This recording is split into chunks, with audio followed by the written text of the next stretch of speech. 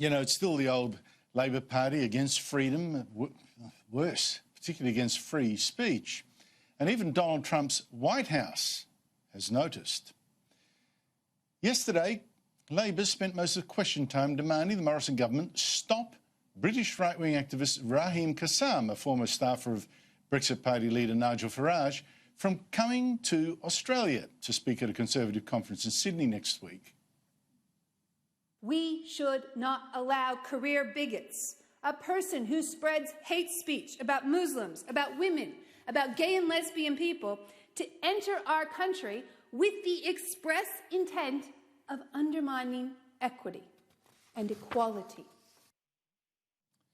You know, this is crazy. Yes, Kassam says the Quran is fundamentally evil, and many would disagree, but he does actually have Muslim parents, and he may know whereof he speaks. It's also true that he does oppose mass immigration from the Muslim third world, and does post clips like this a few days ago of a Muslim woman in Britain screaming abuse at a gay rights campaigner. Shame on you! Shame on you! Shame on all of you! Shame on you! Now, does Labor seriously think that people saying what Kassam does, people who are maybe concerned about Islam's attitude to gays, for instance, should now be banned from coming to Australia? And if so, is Labor going to also evict the millions of Australians, I suspect, believe the same as Kassam? Is it going to ban President Donald Trump as well?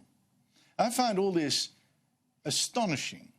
And so apparently does Donald Trump Jr., Trump's eldest son, who overnight tweeted, "We have big tech constantly trying to silence Conservatives, and now one of the major political parties in Australia is trying to silence Raheem Kassam because of his conservative views. The insanity needs to stop."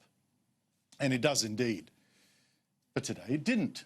Labor just dug in deeper. And that's not just because it has a contempt for free speech, but because it also wants to smear the Liberals who are going to speak at this same CPAC conference in Sydney. Senator Amanda Stoker, for instance, and former Prime Minister Tony Abbott, who'll be joining speakers such as Nigel Farage and former Labor leader Mark Latham. Is the Prime Minister comfortable with the government's decision to both permit Mr Raheem Kassam to enter Australia and allow government members to share a public platform with him? And Anthony Albanese did it again in question time, this time dragging in another speaker at the conference for some sliming.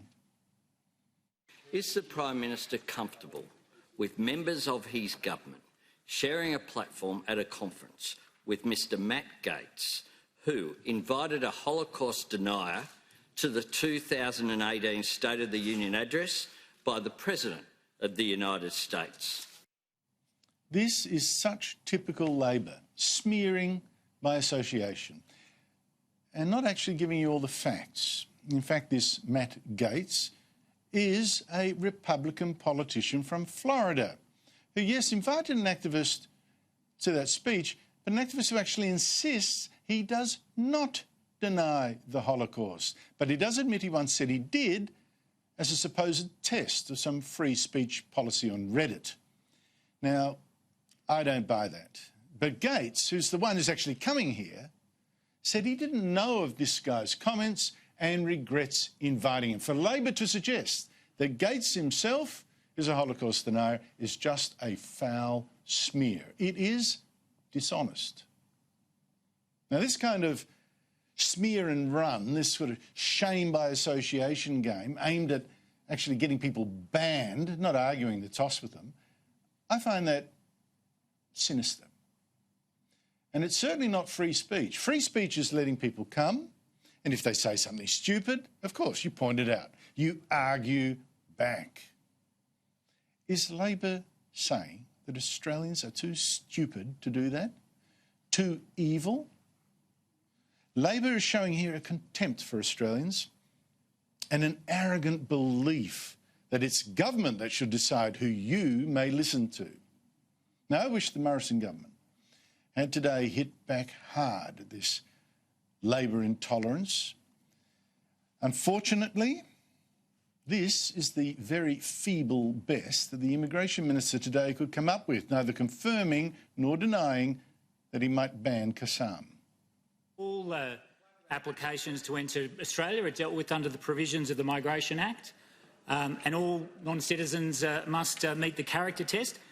Now, of course, for people who may hold controversial views, any impact of those views must always be balanced against Australia's well-established principles of freedom of speech. But I won't be making any comments about specific applications or cases. How weak. And the Morrison government has been, at times, contemptibly weak in defending free speech, except for Education Minister Dan Tehan. He's done a great job. Before the election, the government banned Milo Yiannopoulos, the gay libertarian provocateur, from coming to Australia, gave in to claims that he too was a hate preacher. And in doing that, the government set a terrible precedent that Labor today threw right in its face. Earlier this year, the government banned right-wing commentator Milo Yiannopoulos from entering Australia. Mr. Yiannopoulos has described young Muslims as rape-fugees and Islam as barbaric and alien. Can the Minister explain why the government banned Milo Yiannopoulos from entering Australia? As I said yesterday, any risk they may pose will be balanced against Australia's well-established commitment to freedom of speech and freedom of beliefs, amongst other relevant considerations. Now, these are judgments that are made on a case-by-case basis. In fact, the only risk that Milo Yiannopoulos posed was being attacked by the feral left in Australia. Mobs attacked his last speeches here. Well, let's hope that the Morrison government has found some spine since the election and does not buckle again. And if it does, you will know that when it comes to free speech, this government is a menace.